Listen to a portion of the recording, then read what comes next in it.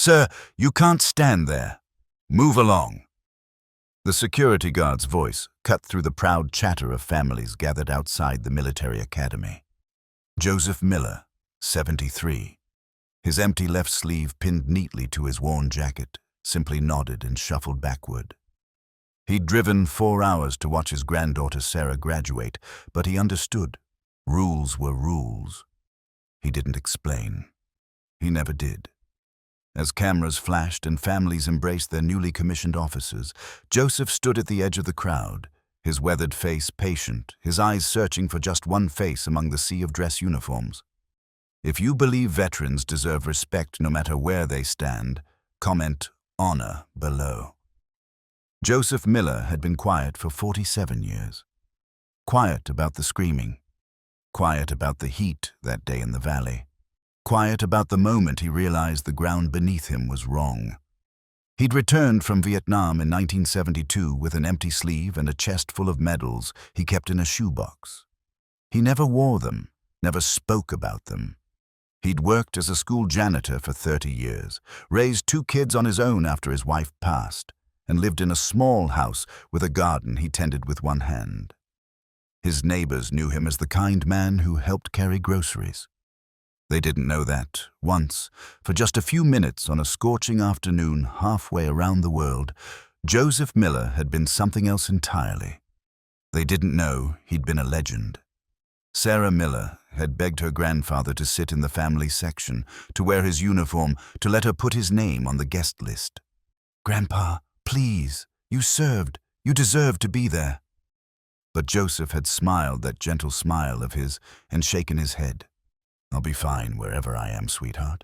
This is your day, not mine." So he'd driven his old pickup truck to the academy, parked in the visitor lot, and made his way to the ceremony grounds with nothing but his pride in his granddaughter and the ghost of his left arm aching in the morning chill. He found a spot near the back. He always found a spot near the back. The ceremony was beautiful. Row after row of young cadets stood at attention, their uniforms crisp, their faces serious with the weight of new responsibility. Joseph's eyes welled up when he spotted Sarah, 3rd row, 4th from the left. She looked so much like her grandmother. The superintendent spoke about duty and honor.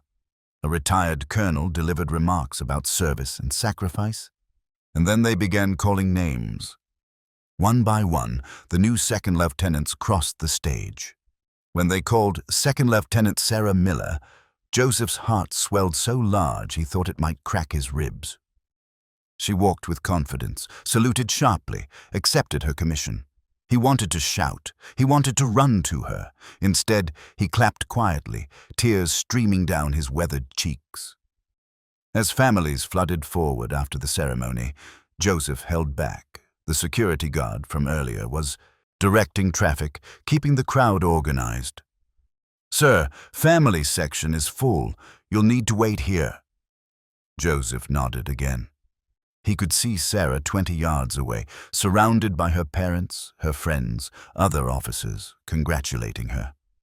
She was looking around, searching the crowd, probably trying to find him. He raised his right hand slightly, hoping she'd see. But the crowd was thick, and he was just an old man in a worn jacket with an empty sleeve. He'd wait. He was good at waiting. 47 years proved that. A black sedan pulled up near the ceremony grounds, flags mounted on the hood. Joseph didn't pay it much attention. Important people came to these events. Generals, politicians, donors. The door opened and a man stepped out, silver stars gleaming on his shoulders. Major General Robert Hendricks, commander of the entire installation. He was scheduled to meet with the academy superintendent, shake some hands, be seen. But as he walked past the crowd barrier where Joseph stood, something made him stop. The general's eyes fixed on the empty sleeve, then traveled up to the face. Weathered, 70-something, patient eyes. There was something familiar. The general's hand moved slowly to his forehead, and then his face changed. Color drained. Recognition flooded in like a dam breaking. "Miller?" The general's voice was barely a whisper. Joseph turned, confused.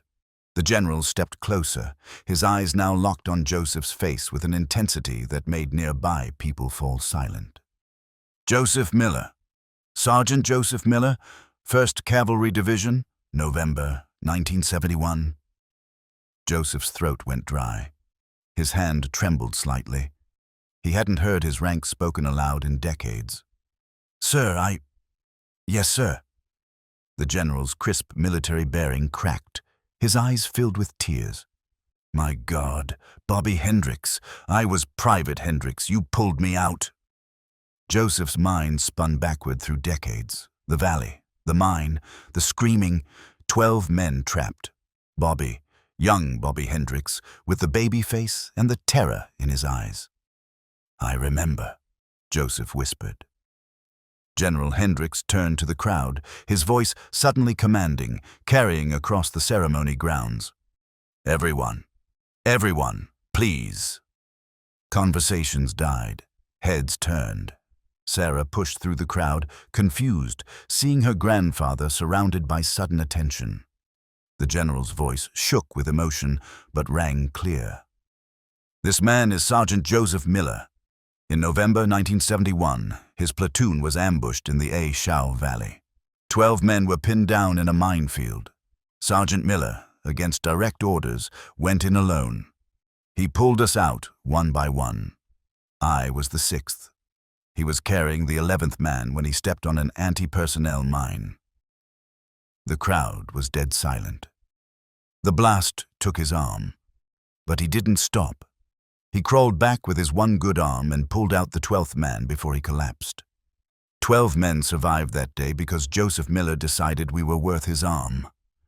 The general snapped to attention, delivered the sharpest salute Joseph had seen in 47 years.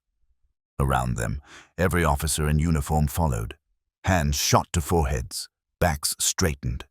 Sarah stood frozen, tears pouring down her face, seeing her quiet grandfather in a completely new light. The security guard who'd moved Joseph twice stood paralyzed, his hand trembling at his brow. Joseph, overwhelmed, raised his right hand slowly to his forehead, returning the salute with the only arm he had left. "You saved my life," General Hendricks said, his voice breaking. "You saved 12 lives. You became a legend in the division, the man who wouldn't leave anyone behind, and then you just disappeared. We looked for you. We wanted to give you the Medal of Honor. You left the hospital and vanished." Joseph's voice was quiet, steady, the voice of a man who'd made peace long ago. "I didn't do anything special, sir. They were my men. You don't leave your men behind." The general shook his head, fighting tears. "You gave your arm. You gave your arm so we could go home. I got to meet my wife, raise my children, see my grandchildren, because of you." He turned to the crowd, his general's voice returning. "This man represents everything we try to teach in this academy. Selfless service, courage, sacrifice. He never sought recognition, never asked for anything. He just lived quietly, with honor." The general looked at Sarah, who was openly sobbing now. "Young lady, is this man your grandfather?" Sarah could barely speak. "Yes, sir. He's my grandpa." "You are related to a genuine American hero. Remember that." General Hendricks issued immediate orders. Joseph was given a place of honor on the stage. The 11 other survivors that could be located were contacted. Within months, a proper ceremony was arranged, and Joseph Miller was finally awarded the Distinguished Service Cross he should have received 47 years earlier. But that day, at the graduation, something simpler and more profound happened. As the ceremony concluded, every cadet, every officer, every family member present learned Joseph's name. The security guard found Joseph afterward, tears streaming down his face, and apologized profusely. Joseph shook his hand with genuine warmth and told him he was just doing his job. Sarah stood with her grandfather, holding his one hand tightly, understanding now why he'd always been so humble, so quiet, so infinitely patient with the world. The Academy later established the Joseph Miller Award, given annually to the cadet who best exemplifies selfless service. Joseph attended every ceremony until his passing at 81, always sitting quietly in the back until someone inevitably recognized him and brought him forward. He never got comfortable with attention, but he'd smile his gentle smile, shake hands with one hand, and tell young officers the same thing every time. Take care of your people. They're what matters. Everything else is just noise. Sarah Miller rose to the rank of colonel, and she kept a photo on her desk throughout her career. It showed an old man with one arm and a young general standing together, saluting each other across 47 years of silence finally broken. The greatest heroes, she learned that day, don't announce themselves. They just show up, do what needs to be done, and go back to living with quiet dignity. We judge too quickly. We dismiss too easily. We forget that everyone carries invisible scars from battles we'll never see. Joseph Miller taught a generation of officers that respect isn't given based on appearance or status. It's earned through character, and it never expires. Subscribe to my channel if you believe true heroes walk among us every day, unrecognized and asking for nothing, deserving everything.